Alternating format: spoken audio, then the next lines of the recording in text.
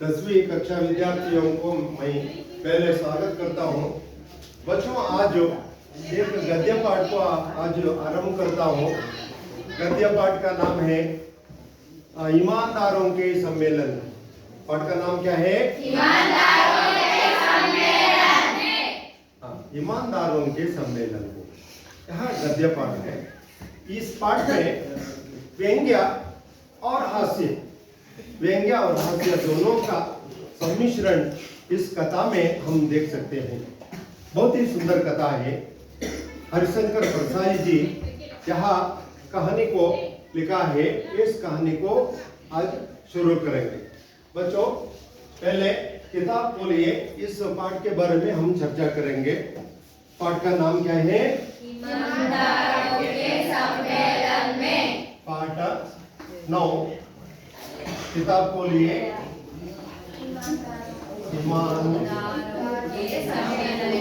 ईमानदारों के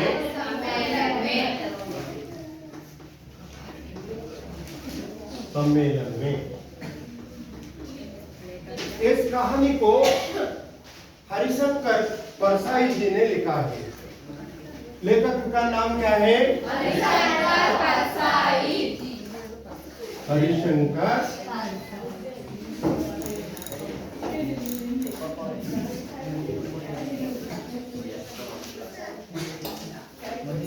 हरिशंकर परसाई जी ने इस कहानी को लिखा है। अच्छा बच्चों, हरिशंकर परसाई जी ने यहाँ व्यंग्य रचना के बारे में बताते हैं। देखिए, इस कहानी को बताने के पहले इस कहानी में क्या लिखने का प्रमुख उद्देश्य या आशय के बारे में लेखक जी ने बताया गया है। देखिए, प्रस्तुत व्यंग्य रचना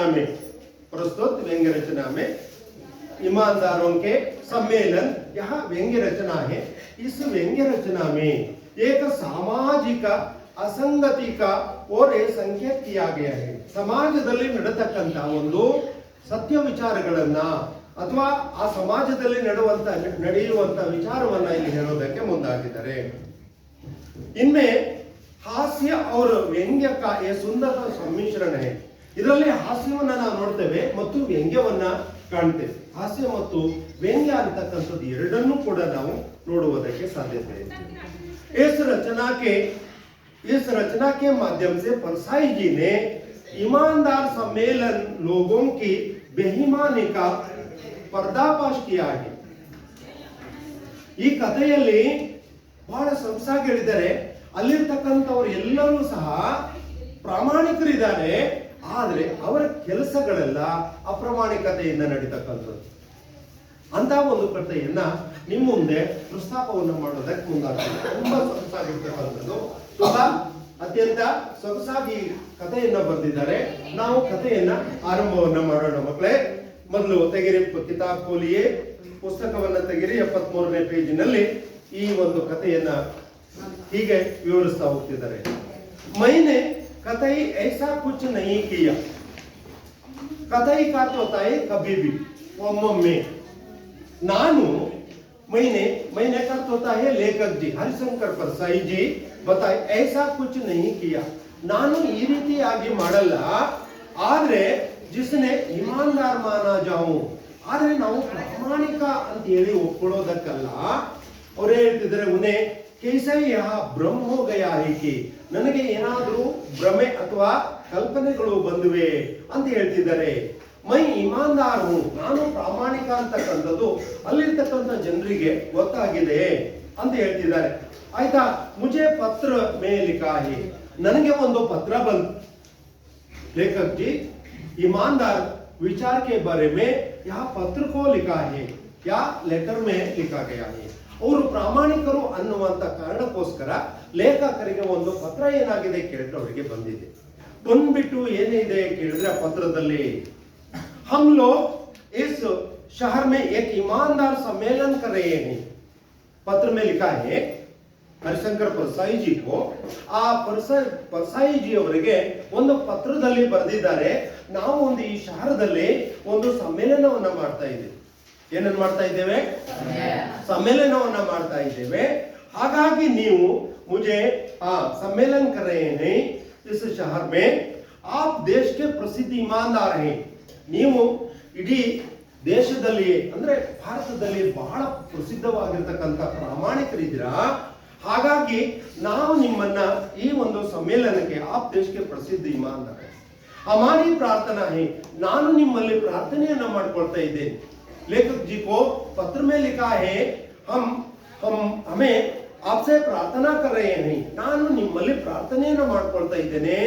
ಸಮ್ಮೇಳನ का उद्घाटन करे, ನೀವು ಬಂದು ಸಮ್ಮೇಳನವನ್ನ ಉದ್ಘಾಟನೆ ಮಾಡಬೇಕು ಅನ್ನುವಂಥದ್ದನ್ನ ಅಲ್ಲಿ ಅವರ ಶಹರದಲ್ಲಿ ಇರ್ತಕ್ಕಂಥ ಪ್ರಾಮಾಣಿಕರೆಲ್ಲ ಏನ್ ಮಾಡಿದ್ರು, ಹೇಳ್ಕೊಂಡ್ರು.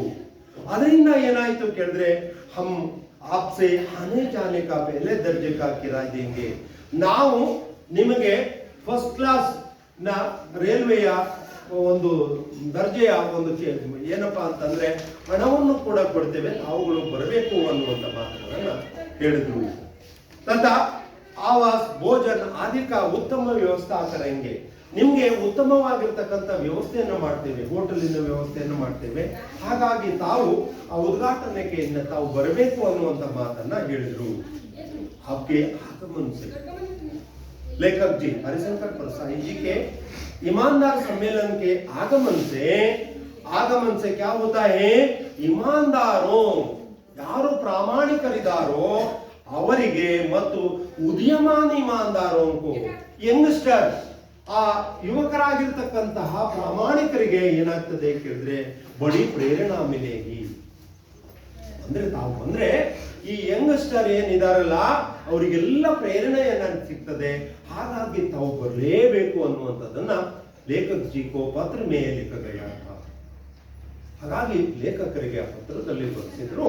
ಹಾಗಾಗಿ ಆ ಪತ್ರವನ್ನ ಓದಿರ್ತಕ್ಕಂಥ ಲೇಖಕರು हरिशंकर परसाई जी ने क्या किया, मैं गया. लेखक जी ने आशार में ईमानदार सम्मेलन का उद्घाटन करने के लिए पहुंच गए. ಅಲ್ಲಿ ಹೋದ್ರು. ಎಲ್ಲಿ ಹೋದ್ರು? ಆ ಸಮ್ಮೇಳನವನ್ನ ಉದ್ಘಾಟನೆ ಮಾಡೋದಕ್ಕೆ ಅವರು ಹೋಗ್ತಿದ್ದಾರೆ. ಲೇಕಿನ್ ಹಲ್ಪಿಯಾ ಕಾತಾ ಹೂಂ, ನಾನು ನಿಜವಾಗೂ ಹೇಳ್ತಾ ಇದ್ದೇನೆ. ಏನ್ ಹೇಳ್ತಿದ್ರೆ, ಹಿಸಾಬ್ ಲಗಾಕರ್ ಮೈ ದೂರ್ ಸೆ ದರ್ಜೆ ಮೇ ಜಾऊंगा. ನಾನು ಅವರು ಈ ಫಸ್ಟ್ ಕ್ಲಾಸ್ ನಲ್ಲಿ ಬನ್ನಿ ಅಂತ ಹೇಳಿದ್ರು, ಆದ್ರೆ ನಾವ್ ಏನ್ ಮಾಡಿದ್ವಿ ಕೇಳಿದ್ರೆ ಸೆಕೆಂಡ್ ಕ್ಲಾಸ್ ನಲ್ಲಿ ನಾನು ಓದೆ ಅಂತ ಲೇಖಕರು ಹೇಳ್ತಿದ್ದಾರೆ. ಬೇಲೆ ದರ್ಜೆ ಕಿರಾಯ ಲೂಂಗಾ, ನಾನು ಫಸ್ಟ್ ಕ್ಲಾಸಿನ ಹಣವನ್ನು ತಗೊಳ್ಳೋದು, ಸೆಕೆಂಡ್ ಕ್ಲಾಸ್ ನಲ್ಲಿ ನಾನು ಹೋಗೋದು ಅನ್ನುವಂತ ನಿರ್ಧಾರಕ್ಕೆ ಇವರು ಹೋದ್ರು. इस तरह 150 ರೂಪಾಯಿ ಬಚಂಗೆ, ಈ ರೀತಿಯಾಗಿ 100 ರಿಂದ 150 ರೂಪಾಯಿ ಉಳಿಸಬಹುದು ಅನ್ನುವಂತ ಉದ್ದೇಶಕ್ಕೆ ನಾನು ಓದೆ ಅಂತ ಲೇಖಕ ಹೇಳ್ತಿದ್ದಾರೆ. ಯಹ ಬೆರಮಣಿಕೆ ಹಲೇಗ, ಇದು ಅಪ್ರಾಮಾಣಿಕತೆಯೇ ಖಂಡಿತವಾಗೂ ಇಲ್ಲ.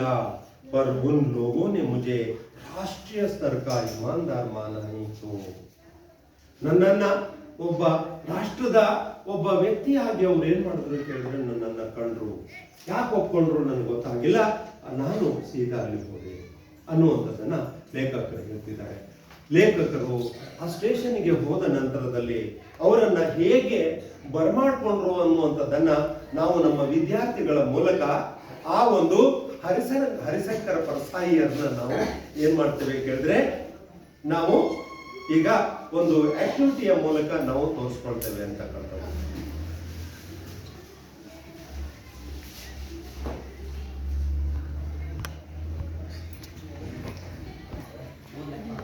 हरिशंकर परसाई जी को ईमानदार सम्मेलन के सभी सदस्यों ने यहाँ स्वागत करने के लिए तैयार हो गए.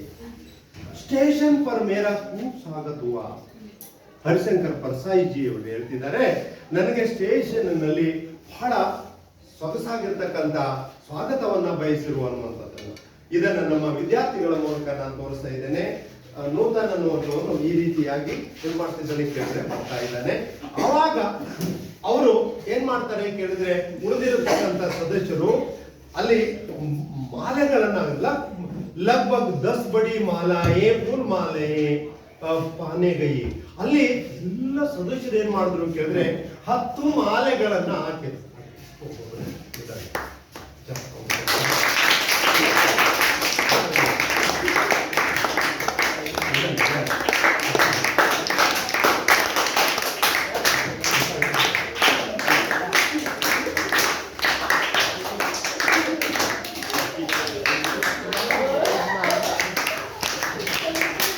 तरह से ಆ ಒಂದು ಹರಿಶಂಕರ ಪರಸಾಯಿ ಅವರಿಗೆ ಹೀಗೆ ಬಹಳಷ್ಟು ಮಾಲೆ ಆ ಮಾಲೆಗಳನ್ನ ಹಾಕ್ತಾರೆ.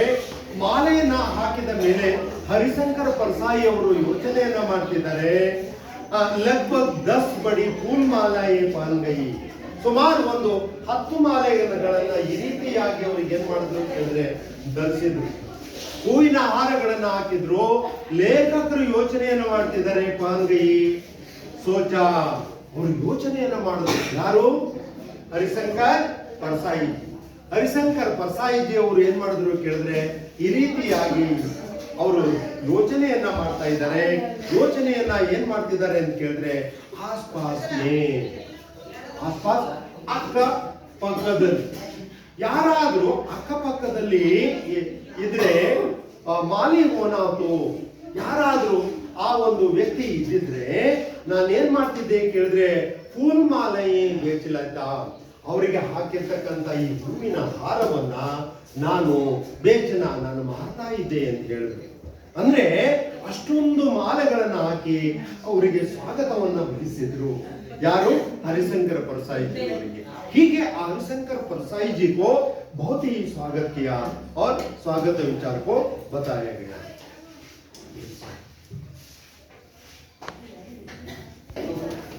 हाँ, लेखक जी हरिशंकर परसाई जी को मुझे होटल के एक बड़े कमरे में ठहराया गया. हरिशंकर परसाई जी ಅವರನ್ನ ಆ ರೈಲ್ವೆ ಸ್ಟೇಷನ್ ನಲ್ಲಿ ಈ ರೀತಿಯಾಗಿ 10-12 ಹೂವಿನ ಹಾರಗಳನ್ನ ಹಾಕಿದ ನಂತರ ಅವರನ್ನ ಏನ್ ಮಾಡ್ತಾರೆ ಅಂತಂದ್ರೆ ಒಂದು ಹೋಟೆಲ್ ನಲ್ಲಿ, ಅತ್ಯಂತ ದೊಡ್ಡದಾಗಿರ್ತಕ್ಕಂಥ ಹೋಟೆಲ್ ನಲ್ಲಿ ಅವರನ್ನ ತಂಗಿಸ್ತಾರೆ. ಯಾರನ್ನ? हरिशंकर परसाई जी को एक बड़े कमरे में ठहराया गया. ಒಂದು ದೊಡ್ಡದಾಗಿರುವಂತಹ ಕೊಠಡಿಯಲ್ಲಿ ಅವರನ್ನ ತಂಗಿಸ್ತಾರೆ. मेरे कमरे के बाएं और सामने 2 हाल थे. ಮೇರೆ ಕಮರೆ ಅವರಿಗೆ ಕೊಟ್ಟಿರ್ತಕ್ಕಂತಹ ಹೋಟೆಲಿನ ಏನಪ್ಪಾ ಅಂತಂದ್ರೆ ಬಾಯಿ ಅಂತಂದ್ರೆ ಎಡ, और सामने ಎದುರಿಗೆ 2 हाल थे. ಅವರಿಗೆ ಕೊಠಡಿ ಏನು ಕೊಡ್ತಾರೋ ಹರಿಶಂಕರ್ ಪರಸಾಯಿ ಅವರಿಗೆ, ಅಲ್ಲಿ ಅವರ ಎದುರುಗಡೆಗೆ ಏನಾಯ್ತು ಕೇಳಿದ್ರೆ ದೊಡ್ಡದಾಗಿರುವಂತಹ 2 ಹಾಲ್ಗಳಿದ್ದು. ಎಷ್ಟು ದೊಡ್ಡದಾಗಿರುವಂತಹ ಹಾಲ್ಗಳಿತ್ತು? ಹಾಲ್ತೆ ಜಿನ್ಮೆ ಲಗ್ಭಗ್ 30-35 प्रतिनिधि ठहरे. 30, 30, 35, 35 ಸುಮಾರು ಅವರಿಗೆ ಕೊಟ್ಟಂತಹ ಆ ಒಂದು ಕೊಠಡಿಯ ಹಿಂದೆ ಮತ್ತು ಎಡ ಮತ್ತು ಮುಂಭಾಗದಲ್ಲಿ ಸುಮಾರು 30ರಿಂದ 35 ಜನ ಏನ್ ಮಾಡಿದ್ರು ಕೇಳಿದ್ರೆ ಪ್ರತಿನಿಧಿಗಳಿದ್ರು. 30ರಿಂದ 35 ಜನ ಪ್ರತಿನಿಧಿಗಳಿದ್ರು. ಅಲ್ಲಿ ನಾನು ಏನ್ ಮಾಡ್ತೇನೆ, ಜಿನ್ಮೆ ಲಗ್ಭಗ್ 30-35 ಪ್ರತಿನಿಧಿ ಠಹರೆ. ಆ ಹಾಲಿನಲ್ಲಿ ಸುಮಾರು ಒಂದು 30ರಿಂದ 35 ಜನ ಏನ್ ಮಾಡಿದ್ರು ಕೇಳಿದ್ರೆ ತಂಗಿದ್ರು. ಮೈನೆ ಸೋಚ, ಲೇಖಕರು ಯೋಚನೆಯನ್ನ ಮಾಡ್ತಾರೆ. ಏನಪ್ಪಾ ಅಂತಂದ್ರೆ ಮೇರೆ 2 ईमानदार साथी भी मेरे कमरे में आ गए. ಇಮಾನ್ದಾರ್ ಆಗಿರ್ತಕ್ಕಂತಹ ಅಲ್ಲಿರ್ತಕ್ಕಂಥವ್ರು 2 ಜನರು ಏನ್ ಮಾಡಿದ್ರು ಕೇಳಿದ್ರೆ ಹರಿಶಂಕರ್ ಪರಸಾಯಿ ಅವರ ಕೊಠಡಿಗೆ ಏನ್ ಮಾಡ್ತಾರೆ ಕೇಳಿದ್ರೆ ಬರ್ತಾರೆ. ಹರಿಶಂಕರ್ ಪರಸಾಯಿ ಅವರ ಕೊಠಡಿಗೆ ಏನ್ ಮಾಡ್ತಾರೆ 2 ಜನ ಅವರ ಜೊತೆಗೆ ಏನ್ ಮಾಡ್ತಾರೆ ಕೇಳಿದ್ರೆ ಪ್ರಾಮಾಣಿಕರಾಗಿರ್ತಕ್ಕಂಥ ಇಮಾನ್ದಾರರು ಸಹ ಅವರ ಜೊತೆಗೆ ಬರ್ತಾರೆ.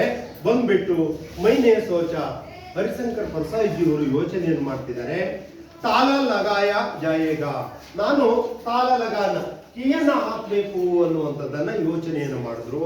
ಜಾಯೇಗ ತೋ ಇನ್ನೇ ತಕ್ಲಿಫ್ ಹೋಗಿ. ಆದ್ರೆ ಇಲ್ಲಿ 30ರಿಂದ 35 ಜನ ಇದ್ರಲ್ವಾ, ಅವರಿಗೆ ತೊಂದರೆ ಆಗ್ಬೋದು, ಅಥವಾ ನನ್ನ ರೂಮಿಗೆ ಬಂದಿರತಕ್ಕಂಥ ಪ್ರಾಮಾಣಿಕವಾಗಿರ್ತಕ್ಕಂಥವರಿಗೆ ತೊಂದರೆ ಆಗ್ಬೋದು ಅನ್ನುವಂಥ ಕಾರಣಕ್ಕೋಸ್ಕರ ಲೇಖಕರು ಏನ್ ಮಾಡಿದ್ರು ಕೇಳಿದ್ರೆ ಅಲ್ಲಿ ಹಾಕೋದಕ್ಕೆ ಹೋಗಲ್ಲ. ಅಲ್ಲಿ ಅವರ ಕೊಠಡಿಗೆ ಕೀಯನ್ನ ಹಾಕೋದಕ್ಕೆ ಅವರು ಹೋಗಲ್ಲ. ಅಲ್ಲಿ ಏನಾಯ್ತು ಅಂತಂದ್ರೆ ಮುಂದೆ ಮೈನೆ ತಾಲ ನಹಿ ಲಗಾಯ, ನಾನು ಬೀಗವನ್ನ ಹಾಕ್ಲಿಲ್ಲ ಅಂತ ಹೇಳ್ತಿದೆ. ಉದ್ಘಾಟನ್ ಶಾನ್ದಾರ್ ಸೇ ಹುವಾ. ಆ ಉದ್ಘಾಟನೆ ಹೇಗಾಯ್ತು ಅಂತಂದ್ರೆ ತುಂಬಾ ಅದ್ದೂರಿಯಾಗಿ ನಡೆಯಿತು. ಆ ಉದ್ಘಾಟನೆ ಹೇಗೆ ನಡೆಯಿತು? ತುಂಬಾ ಅದ್ದೂರಿಯಾಗಿ ನಡೆಯಿತು ಅಂತ ಲೇಖಕರು ಹೇಳ್ತಿದ್ದಾರೆ. मैंने लगभग 1 घंटे तक भाषण दिए. ಹರಿಶಂಕರ ಪರಸಾಯಿಜಿಯವರು ಏನ್ ಮಾಡಿದ್ರು ಕೇಳಿದ್ರೆ 1 ಗಂಟೆ ತನಕ ದೀರ್ಘವಾಗಿ ಭಾಷಣವನ್ನ ಮಾಡಿದ್ರು. लेखक जी को भाषण सुनने के लिए बहुत ही ईमानदार लोग आए थे. लेखक जी या हरिशंकर प्रसाद जी 1 घंटे तक दीर्घ तक भाषण किया. ಅವರು ಸುಮಾರು 1 ಗಂಟೆ ತನಕ ಭಾಷಣವನ್ನ ಮಾಡಿದ್ರು. ಲೋಗ್ ಜಾ ಚುಕೆ ಥೆ. ಆದ್ರೆ ಅವರ ಭಾಷಣವನ್ನ ಕೇಳುವುದಕ್ಕೆ ಇಮಾನ್ದಾರ್ ಅವರೇನು ಭಾಷಣವನ್ನು ಕೇಳೋದಕ್ಕೆ ಬಂದಿದ್ರು ಅವರೆಲ್ಲ ಜಾ ಚುಕೆ ಥೆ, ಹೋದ್ರು. ಮೈತಾ ಮುಖ್ಯ ಅತಿಥಿ, ನಾನು ಮುಖ್ಯ ಅತಿಥಿಯಾಗಿದ್ದೆ ಅಂತ ಲೇಖಕರು ಹೇಳ್ತಿದ್ದಾರೆ. ಮುಜಸೆ ಲೋಕ ಭಾಷೆ ನನ್ನಲ್ಲಿ ಮಾತನಾಡ್ತಾ ಇದ್ರು. ಯಾಕಂತಂದ್ರೆ ಪ್ರಸಿದ್ಧ ಪ್ರಾಮಾಣಿಕವಾಗಿರ್ತಕ್ಕಂಥ ಇಮಾನ್ದಾರ್ ಆಗಿರೋದ್ರಿಂದ ಆ ಲೇಖಕರಲ್ಲಿ ಬಹಳಷ್ಟು ಜನ ಮಾತನಾಡ್ತಾ ಇದ್ರು ಅಂತ ಹೇಳ್ತಿದ್ದಾರೆ. ಮೈ ಚಲನೆ ಲಗ, ನಾನು ಹೊರಡುವುದಕ್ಕೆ ರೆಡಿ ಆದೆ. ಯಾಕೆ ಅಂತಂದ್ರೆ ಸಾಯಂಕಾಲ ಆಗಿರೋದ್ರಿಂದ ಅವ್ರ ಕೊಠಡಿಗೆ ಹೋಗೋದಕ್ಕೆ ರೆಡಿ ಆದ್ರು. ತೋ ಚಪ್ಪಲೆ ಪಹನೆ ಗಯ, ಅವರು ಹಾಕಿರ್ತಕ್ಕಂಥ ಚಪ್ಪಲೆ, ಅವರು ಪಾದರಕ್ಷೆಗಳನ್ನ ಹಾಕೊಳ್ಳೋದಕ್ಕೆ ಅವರು ಹುಡುಕ್ತಾ ಇದ್ದಾರೆ. ಆದ್ರೆ ಅಲ್ಲಿ ಏನಾಯ್ತು ಅಂತಂದ್ರೆ ಅಬ್ಬವಹಿ ಏಕ ಜೋಡಿ ಪಟಿ ಪುರಾಣಿ ಚಪ್ಪಲಿ ಬಚ್ಚಿದ್ರಿ. ಆದ್ರೆ ಅವರು ಇಟ್ಟಂತಹ ಜಾಗದಲ್ಲಿ ಅಲ್ಲಿ ಚಪ್ಪಲುಗಳು ಏನಾಗಿದ್ದವು ಕೇಳಿದ್ರೆ ಅದೇ ಜಾಗದಲ್ಲಿ ಹರಿದು ಹೋಗಿರ್ತಕ್ಕಂಥ ಚಪ್ಪಲುಗಳನ್ನ ಇಟ್ಟಿದ್ರು. ಏನ್ ಮಾಡಿದ್ರು? ಹರಿದು ಹೋಗಿರ್ತಕ್ಕಂಥ ಚಪ್ಪಲುಗಳನ್ನ ಅವರು ಏನ್ ಮಾಡಿದ್ರು ಕೇಳಿದ್ರೆ ಅದೇ ಜಾಗದಲ್ಲಿ ಇಟ್ಟಿದ್ರು. ಆರ್ ಮೈನೆ ಉನೇಹಿ ಪಹನ್ ಲಿಯಾ, ನಾನು ಅವುಗಳನ್ನ ಹಾಕೊಂಡೆ. ಅಂದ್ರೆ ಲೇಖಕರು ಹಾಕಿರ್ತಕ್ಕಂಥ ಒಳ್ಳೆ ಚಪ್ಪಲಿಯನ್ನ ಯಾರೋ ಎತ್ಕೊಂಡು ಹೋಗಿದ್ರು. ಆದ್ರೆ ಅದೇ ಸ್ಥಳದಲ್ಲಿ ಹರಿದು ಹೋದಂತ ಚಪ್ಪಲಿಯನ್ನ ಏನ್ ಮಾಡಿದ್ರು ಕೇಳಿದ್ರೆ ಅಲ್ಲೇ ಇಟ್ಟಿದ್ರು ಅನ್ನುವಂಥದ್ದು. ಯಹ ಬಾತ್ ಫೈಲ್ ಗಯಿ. ಆದ್ರೆ ಈ ಮಾತು ಏನಾಗಿತ್ತು ಕೇಳಿದ್ರೆ ಎಲ್ಲ ಕಡೆಗೂ ಕೂಡ ಹರಡಿತ್ತು ಅಂತ ಹೇಳ್ತಿದ್ರೆ. ಮೇರಿ ನಹಿ ಚಪ್ಪಲೆ ಕೊಯಿ ಪಹನ್ ಗಯ, ಹೊಸ ಚಪ್ಪಲನ್ನ ಯಾರೋ ಅದನ್ನ ತಗೊಂಡಿದ್ದಾರೆ ಅನ್ನುವಂಥದ್ದನ್ನ ಎಲ್ಲ ಕಡೆಗೂ ಸಹ ಏನಾಗಿತ್ತು ಕೇಳಿದ್ರೆ ಹರಡಿತ್ತು ಅಂತಕ್ಕಂಥದ್ದು. ಹೀಗೆ ಈ ರೀತಿಯಾಗಿ ಲೇಖಕರು ಕರಂಗೆ ಬಚ್ಚೋ एक ईमानदार डेलीगेट ने मेरे कमरे में आए. ಒಬ್ಬ ಇಮಾನ್ದಾರ್ ಪ್ರಾಮಾಣಿಕವಾಗಿರತಕ್ಕಂಥ ಡೆಲಿಗೇಟ್ ಅನ್ನುವಂಥವ್ರು ಲೇಖಕರ ಕಮರೆ ಒಳಗಡೆಗೆ ಬಂದ್ರು, ಕೊಠಡಿ ಒಳಗಡೆಗೆ ಬಂದ್ರು. ಬಂದ್ಬಿಟ್ಟು ಏನ್ ಮಾಡಿದಾರೆ ಕೇಳಿದ್ರೆ ಕಹನೆಲಗೆ, ಅವರು ಆ ಒಂದು ಡೆಲಿಗೇಟ್ ಅನ್ನುವಂಥವ್ರು ಪ್ರಾಮಾಣಿಕವಾಗಿರ್ತಕ್ಕಂಥ ವ್ಯಕ್ತಿ ಲೇಖಕರಿಗೆ ಹರಿಶಂಕರ್ ಪ್ರಸಾದ್ ಜಿ ಅವರಿಗೆ ಪ್ರಶ್ನೆಯನ್ನು ಮಾಡ್ತಿದ್ದಾರೆ. ಕ್ಯಾ ಆಪ್ಕಿ ಚಪ್ಪಲೆ ಕೊಯಿ ಪಹನ್ಗಯ್ಯ, ಸ್ವಾಮಿ ನೀವು ಹಾಕೊಂಡಿರುವಂತಹ ಚಪ್ಪಲನ್ನ ಯಾರೋ ತಕೊಂಡು ಹೋಗಿದಾರೋ ಅಂತ ಪ್ರಶ್ನೆಯನ್ನ ಕೇಳ್ತಿದ್ದಾರೆ. लेखक जी के सामने एक डेलीगेट ने बातचीत कर रहे हैं, आपकी चप्पल चोरी हो गई है क्या साहब ಅಂತ ಹೇಳಿ ಪ್ರಶ್ನೆಯನ್ನ ಮಾಡ್ತಾ ಇದ್ದಾರೆ. ಆಮೇಲೆ ನೀನೇ ಕಹ, ಲೇಖಕರು ಹೇಳಿದ್ರು, ಹರಿಶಂಕರ್ ಪ್ರಸಾದ್ ಜಿ ಅವರು ಹೇಳ್ತಿದ್ದಾರೆ ಏನಪ್ಪಾ ಅಂತಂದ್ರೆ, ಹಾ ಹೌದೌದು, इतने ही बड़े जलसे में चपली की अदल बदल हो रही जाती है. ಜಲ್ಸೆ ಈ ಉತ್ಸವದಲ್ಲಿ ಏನಾಗಿದೆ ಕೇಳಿದ್ರೆ ಬಹಳಷ್ಟು ಜನ ಬಂದು ಹೋಗ್ತಾರೆ. ಹಾಗಾಗಿ ಅವರು ಬಂದಿರೋದ್ರಿಂದ ಚಪ್ಪಲುಗಳು ಅದಲ್ ಬದಲಾಗಿದ್ದಾವೆ. ಅದ್ರ ಬಗ್ಗೆ ಏನೋ ಆಲೋಚನೆಯನ್ನು ಮಾಡುವಂತಿಲ್ಲ. ಈಗ ಏನಾಗುತ್ತೆ ಕೇಳಿದ್ರೆ ಚಪ್ಪಲುಗಳು ಬರ್ತವೆ ಅನ್ನುವಂಥದ್ದನ್ನ ಹೇಳಿದ್ರು. ಫಿರ್ ಮೈನೆ ಧ್ಯಾನ್ ಸೆ ದೇಖಾ, ನಾನು ದೃಷ್ಟಿಯನ್ನ ಇಟ್ಬಿಟ್ಟು ನಾನು ಕೇಳಿದೆ. ಧ್ಯಾನ್ ಸೆ ದೇಖಾ ಉನ್ಮೆ ಪಾವೋ ಮೇ ಮೇರಿ ಚಪ್ಪಲೆ ಪಹನೆ ಥಿ. ಲೇಖಕರು ಹಾಕಿರುವಂತ ಚಪ್ಪಲುಗಳನ್ನ ಆ ಡೆಲಿಗೇಟ್ ಅನ್ನುವಂಥವ್ರು ಯಾರು ಬಂದಿದ್ರೋ ಅವರೇ ಚಪ್ಪಲು ಹಾಕೊಂಡು ಇವರಿಗೆ ಸಲಹೆಯನ್ನ ಕೊಡ್ತಾ ಇದ್ರು. ಲೇಖಕ್ ಜಿ ಕೋ ಸಲಹಾ ದೇ ರಹೆ ಥೆ ಯೇ ಡೆಲಿಗೇಟ್ ನೇ, ಲೇಖಕರಿಗೆ ಸಲಹೆಯನ್ನ ಕೊಡ್ತಾ ಇದ್ರು ಒಬ್ಬ ಡೆಲಿಗೇಟ್ ಅನ್ನುವಂಥವ್ರು. ನೋಡಿ, ಆ ಸಮಾರಂಭದಲ್ಲಿ ಇರ್ತಕ್ಕಂಥವ್ರು ಎಲ್ಲರೂ ಸಹ ಇಮಾನ್ದಾರರು.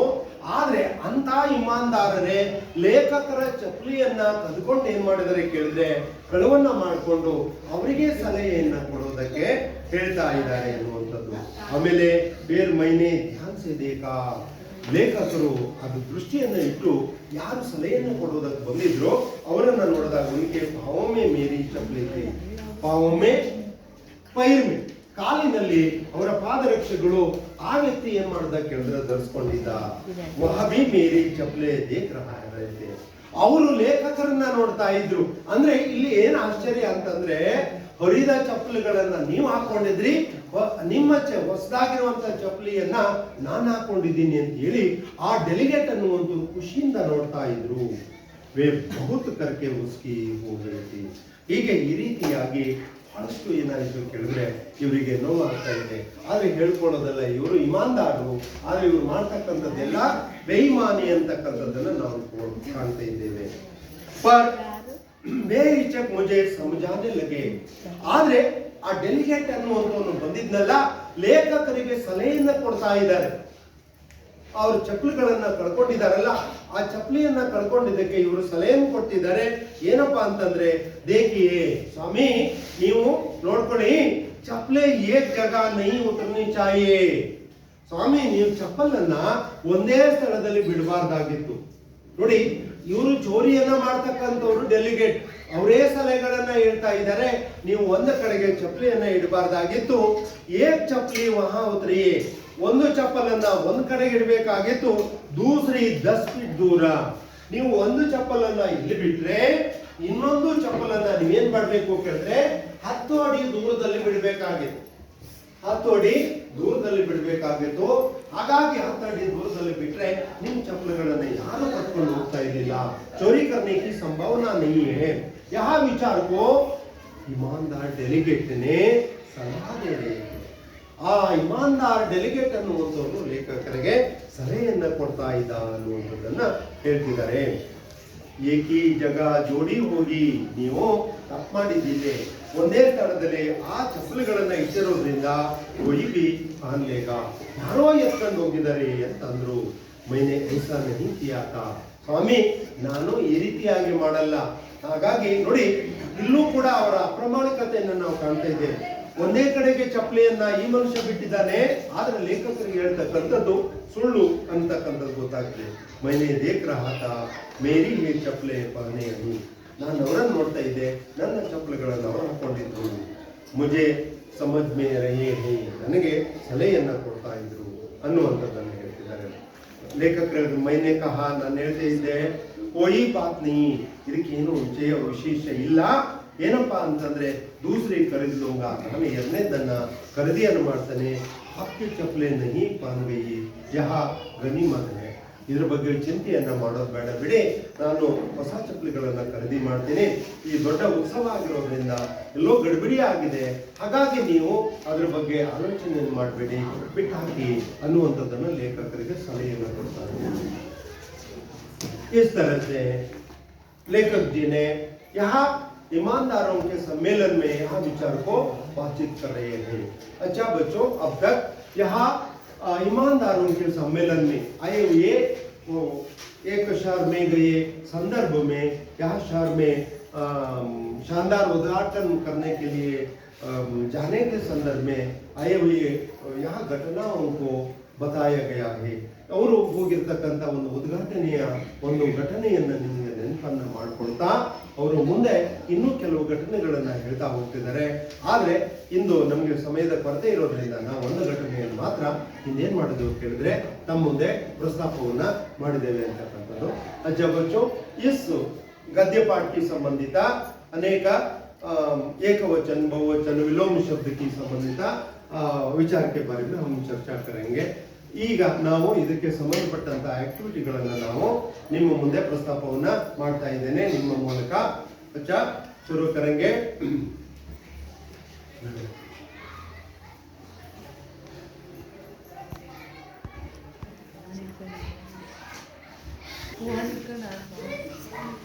बच्चों, आज इस गद्य पाठ के संबंधित व्याकरण के विषय के बारे में हम चर्चा करेंगे.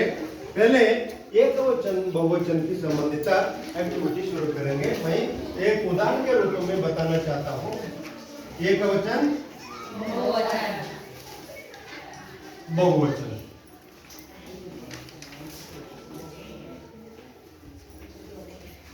एकवचन क्या है बच्चों? क्या है? एक ही वस्तु या एक ही चीज का बोध हो उसे एकवचन कहते हैं. ಒಬ್ಬ ವ್ಯಕ್ತಿ ಇದ್ರು ಅಂತ ಆದ್ರೆ ಅವರಿಗೆ ನಾವು ಏಕವಚನ ಅಂತ ಕರಿತೇವೆ. एक से ज्यादा वस्तु या व्यक्ति का बोध हो उसे बहुवचन कहते हैं. क्या है बहुवचन? उदाहरण के लिए मैं बताना चाहता हूं क्या है, इसमें एक वचन शब्द है लड़की. राक्षणी आओ, इधर आओ. जैसे देखिए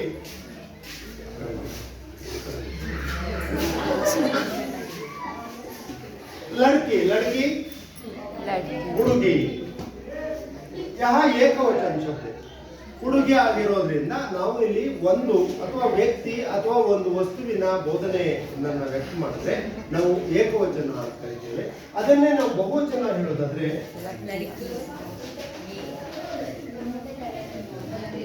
ಲಡ್ಕಿಯ. ಎರಡು ಜನ ಬನ್ನಿ.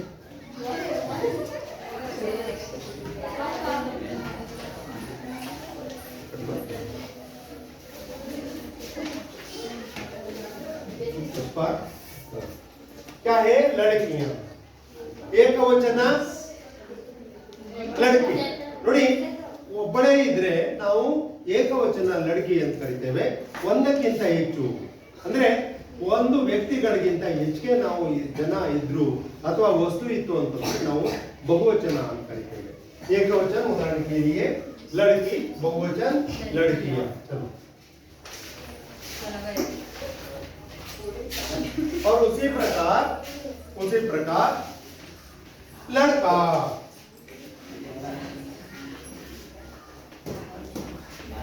लड़का ಹುಡುಗ. ಇಲ್ಲಿ ಹುಡುಗ ಏಕವಚನ ಶಬ್ದ.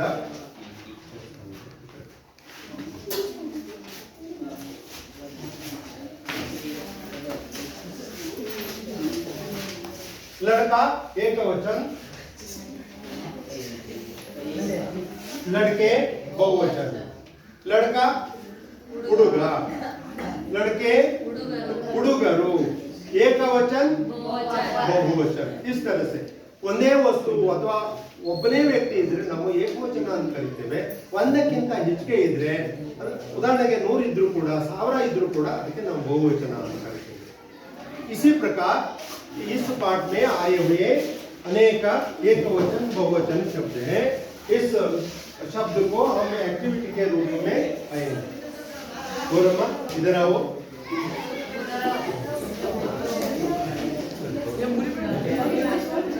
एकवचन बहुवचन. कल्पना आओ.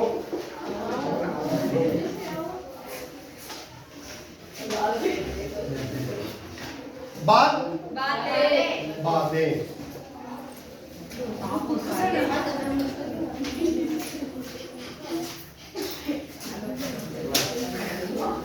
माला, मालाएं. मोहनी, रचना, रचनाएं. इस तरह से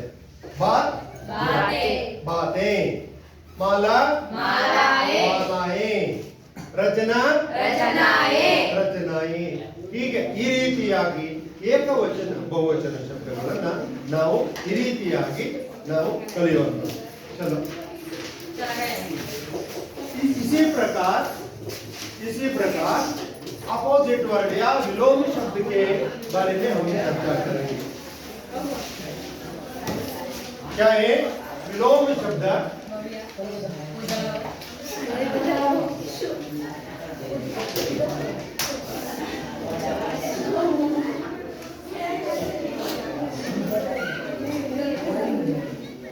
क्या है विलोम शब्द? अपोजिट वर्ड अंग्रेजी में कहते हैं ನಾವು ವಿರುದ್ಧಾರ್ಥಕ ಪದ ಅಂತ ಕರಿತೇವೆ. ಜೈಸೆ ಉದಾಹರಣೆ के लिए ನಾವು ಉದಾಹರಣೆಯನ್ನು ಹೇಳಬೇಕು ಅಂತಂದ್ರೆ, ಉದಾಹರಣೆಗೆ ನಾವು ಹೇಗೆ ಹೇಳ್ಬೋದು ಅಂತಂದ್ರೆ, ಹೀಗೆ ऊपर ऊपर ಅಂದ್ರೆ ಮೇಲೆ, नीचे ಅಂದ್ರೆ ಕೆಳಗೆ. ऊपर नीचे ಅಲ್ವಾ? ऊपर ಅಂದ್ರೆ ಮೇಲೆ, नीचे ಅಂದ್ರೆ ಕೆಳಗೆ. ಹೀಗೆ ಇದಕ್ಕೆ ನಾವು ಅಪೋಸಿಟ್ ವರ್ಡ್ ಅಂತ ಕರಿತೇವೆ. ಇಂತಹ ಆಕ್ಟಿವಿಟಿಗಳನ್ನು ಕೂಡ ನಾವು ಈ ಪಾಠಗಳಲ್ಲಿ ಬಂದಿರುವಂತಹ ಆಕ್ಟಿವಿಟಿಗಳನ್ನ ಮಾಡ್ತಕ್ಕಂಥದ್ದು. ಭವ್ಯ ಇದರಾವು विलोम शब्द संबंधित शब्द के बारे में हम चर्चा करेंगे। हाँ, और बाकी लोग आओ, आइए।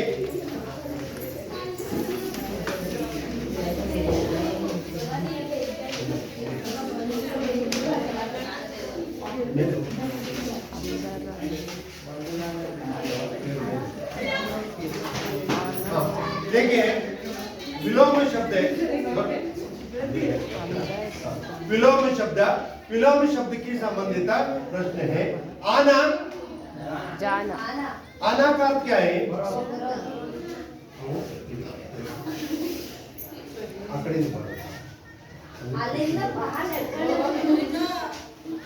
आना का अर्थ क्या है?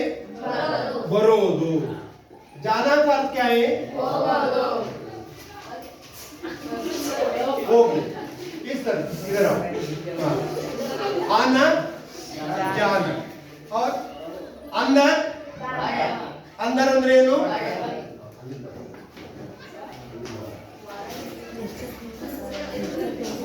अंदर हाँ अंदर ಒಳಗೆ बाहर ಹೊರಗೆ इस तरह से अंदर बाहर इस तरह से आना जाना अंदर बाहर ಹೀಗೆ ಒಳಗೆ ಹೊರಗೆ ಈ ರೀತಿಯಾಗಿ ಆಕ್ಟಿವಿಟಿಗಳನ್ನ ನಾವು ಮಾಡತಕ್ಕಂಥದ್ದು. ಉಳಿದು ಬರುತ್ತೆ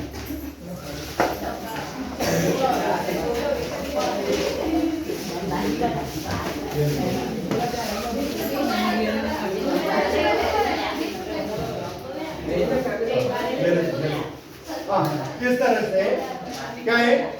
विलोम शब्द है ईमान प्रामाणिक, बेईमान अप्रामाणिक, नीचे ಕೆಳಗೆ, ऊपर ಮೇಲೆ, ज्यादा बहुत ಹೆಚ್ಚಿಗೆ ಅಂತಕ್ಕಂಥದ್ದು, ಕುಚ್ ಥೋಡಾ ಅನ್ನೋದು.